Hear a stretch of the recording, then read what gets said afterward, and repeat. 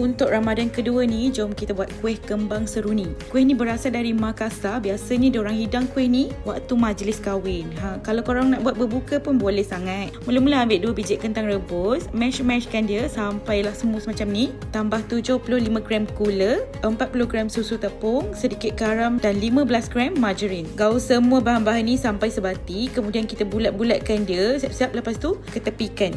Untuk dough dia pula saya guna 70 ml santan, 60 gram gula, 15 gram margarin dan sedikit garam. Masak dulu semua bahan-bahan ni sampai dah naik wap. Kemudian boleh tutup api. Dalam mangkuk masukkan 300 gram tepung pulut, 75 gram tepung gandum dan santan yang kita dah masak tadi.